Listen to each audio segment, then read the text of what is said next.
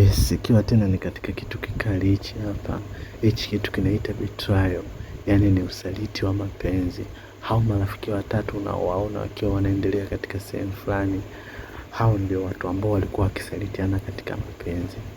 Ndio. Huyu wa katikati ni mke wa tajiri mmoja mkubwa sana.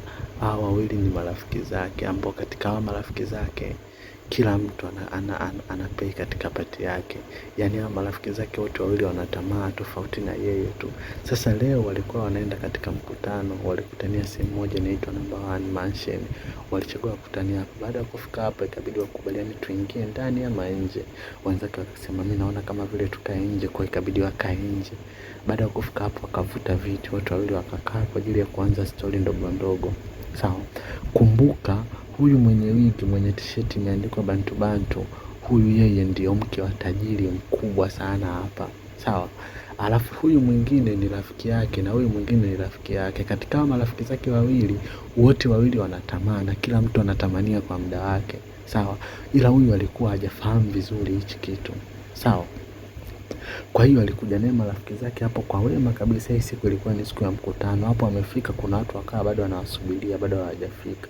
Kwa akafika ikabidi waanze kupiga story mbili tatu, waulizane kama kuna kitu mnakula. Wakasema ngoja tusubiri mpaka watu wengine watakapofika na sisi ndio tuweze kutoa oda yetu. Basi akasubiri kwanza kupasifia sehemu. Aisee, hapa Number One Mansion ni pazuri sana. Kwa mbali kidogo tunamuona kuna kijana fulani hivi anaonekanika akiingia, naye anaonekanika ni mmoja kati ya wale. Kwa hiyo ndo anafika anaulizia direction kwamba mko wapi. Akapiga simu ya tajiri hapa hivi ikaita. Tajiri akapokea simu, ikabidi wapeane direction. Ndivyo ndo nimefika hapa hivi kwenye hilo jengo mloniambia, hiyo Number One Mansion sioni. Sawa. Mke wa tajiri akawa anahangaika kumwelekeza kwamba sikia, uko sehemu gani hapo ulipokuwepo, kama inawezekana nitajie ili kusudi mimi nikuelekeze wewe uende kwa wapi. Jamaa ikabidi aanze kumwelekeza. Sasa nilipo mimi hapa kuna kama vile kuna mtu hivi anafanya usafi, siwezi kupaelewa vizuri. Kaambia geuka nyuma, njoo kwa nyuma. Mshikaji ndio ikabidi ageuke nyuma sasa. Sawa. Mshikaji anapogeuka nyuma, Number One Mansion hiyo hapo mshikaji anaonekana kufika. Anacheki hivi kwa mbele kidogo, anakuta watu walikuwa wanatokea kukutana nao ni wale pale. Huyu ni shemeji yake. Kwa shemeji ikabidi aanze kuenjoy ile kwamba shemeji yangu ndo ameshafika tayari, ambakia bado nani? Mpenzi wake. Hapa huyu mdada mmoja ikabidi sasa aende akakae siti nyingine. Kwa ina maana movie yetu ya betrayal inaanzia hapa. Sawa. Jamaa alipofika ikabidi asalimie, akamsalimia kwanza shemeji yake, mke wa tajiri. Alipotoka hapo, mke wa tajiri akawatambulisha hawa, pia akamtambulisha. Sawa. Ikabidi aanze kumpa mkono moja kwa moja, lakini ile mikono staili zile za kushikana hizo zilichanganya.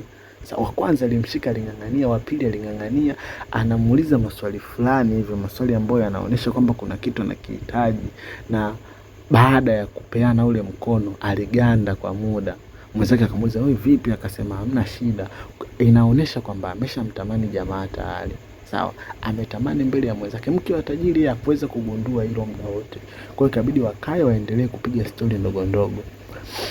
Piga story, bwana vipi? Mara mke wa tajiri akachukua simu akampigia mpenzi wake. Tajiri mwenyewe ndio huyo hapa, Mr. Mobimba. Mr. Mobimba akapokea simu na yeye anachukua direction sasa kwamba tuko sehemu fulani, tuko sehemu fulani, tuko sehemu fulani, tuko sehemu fulani, tuko sehemu fulani. Mobimba ikabidi yeye anaenda sasa. Akawa anapanda ngazi zile zile ambazo wao walipanda. Sawa. Isipokuwa kitu ambacho walifeli ni kupeana tu jina. Kwa hiyo sasa wanachokifanya wanapeana majina ili jamaa atakapomaliza ngazi wafike. Sawa.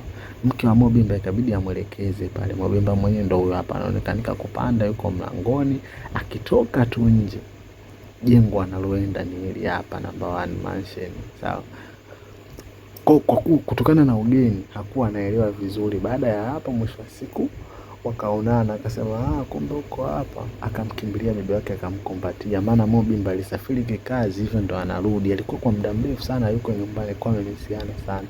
Wakawa anafanya hivyo vitu hadharani, kiasi kwamba hawa wengine huko wakiona wanatamani na wao wawe kama vile.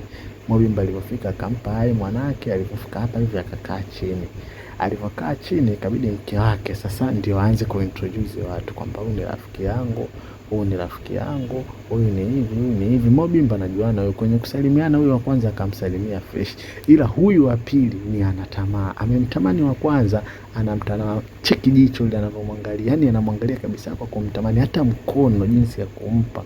Sawa, mambo yakawa kama hivyo. Sawa, baada ya hapo mara amwangalie kwa kijicho, yani ni aina fulani hivi kama vile amemtamania. Sawa, sasa anatamani mke wa bosi, anatamani mume wa bosi wake, kwamba hawa wako chini ya huyu mdada hapa, chini ya Misi, kisha wanatamania tena mpenzi wake.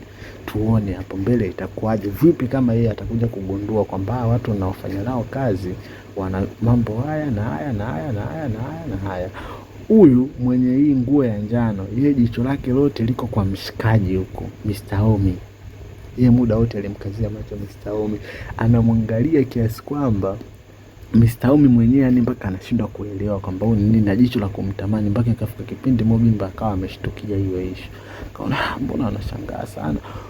Huyu mwenye nguo kama ya blue, huyu ni tamaa, anatamani huyu, anatamani na huyu. Bora hata atamani huku kuliko atamani mke wa bosi wake.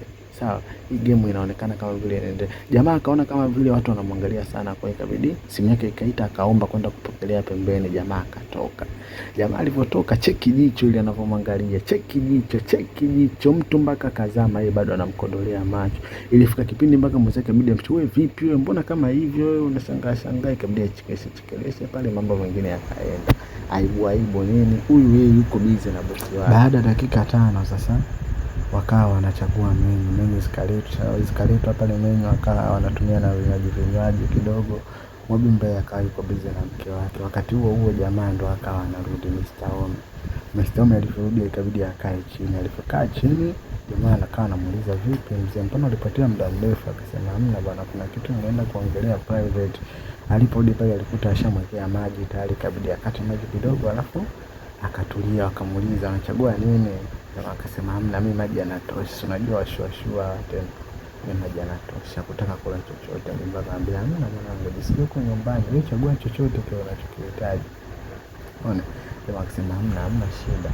Mara kidogo akatokea mke wake Mobimba, akamwambia hamna shida baby, usijali, utakachochagua sisi watakula, tutashare, hamna noma.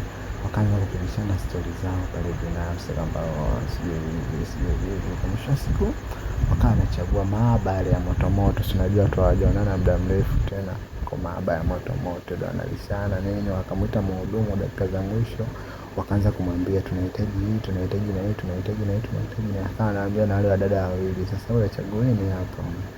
Unaona, yeye ikabidi yeye anamchagulia mpenzi wake. Mr. Omi akasema cha kuchagua hana. Wadada wawili wakaulizwa, na yeye naye mchague mnachokihitaji. Kuna wao sawa, kando hivyo wanachagua. Mhudumu akazunguka upande wa pili, akawapatia pia nao ambacho wanachokihitaji nini. Umeona, mhudumu ikabidi achukue menyu, akafanya hivi, akaenda akamuuliza jamaa, wewe unahitaji nini? Jamaa akasema hamna, mimi niko fresh, kama vipi tutashia. Mhudumu akaondoka.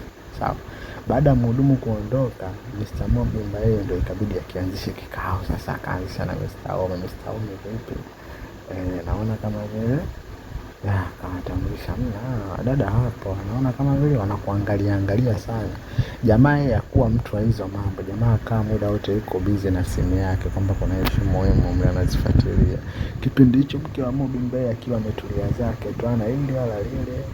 Mke wake ndio ikabidi aanze kutambulisha, sasa ni mke wangu jamani, mimi ndio mume wake, iko hivi. Kumbe kuna wazo ambalo huyu mke wake na Mobimba aliliwasilisha kwa mume wake, kwamba naomba tusaidiane kwa support yao katika issue fulani.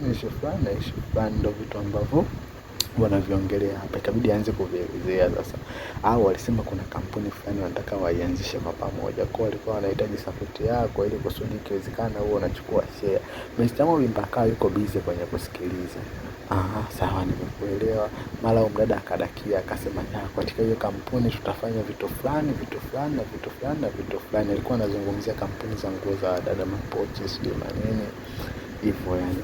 Na hiki kimalaya kingine na chenyewe pia kikawa ni vile, akawa mtu wa kusikiliza tu.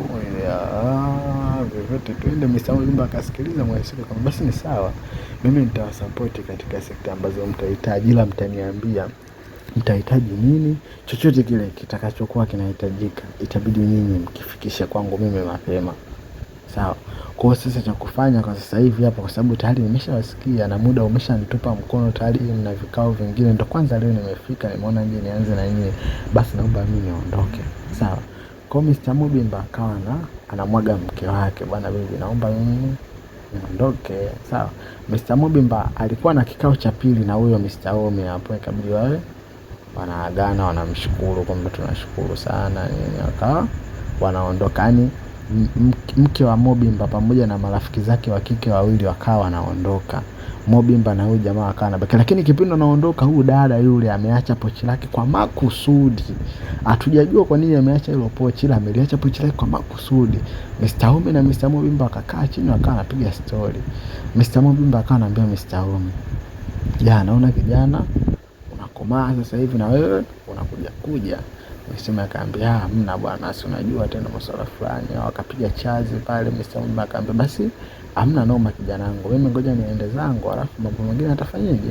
Yatafuata." Akawa anaagana. Mara Mr. Omi akaona kile kipochi akasema, "Hiki si kipochi hiki." Mubimba akaanza kumwelekeza, "Hiki itakuwa ni cha yule mdada aliyevaa kama gauni sijui ni dela lile ni la blue." Basi mwisho wa siku ikabidi waagane. Kipindi wanaagana huyo mdada akawa amerudi tena juu kufuata pochi lake. Pochi aliliacha kwa makusudi. Muda anaondoka aliacha kwa makusudi. Kwanza kabisa tuliona amemtamani Mr. Mobimba. Safari tena anaonekanika amekuja kwa ajili ya kuchukua pochi lake. Hatujui lengo lake hasa ni nini, kwa sababu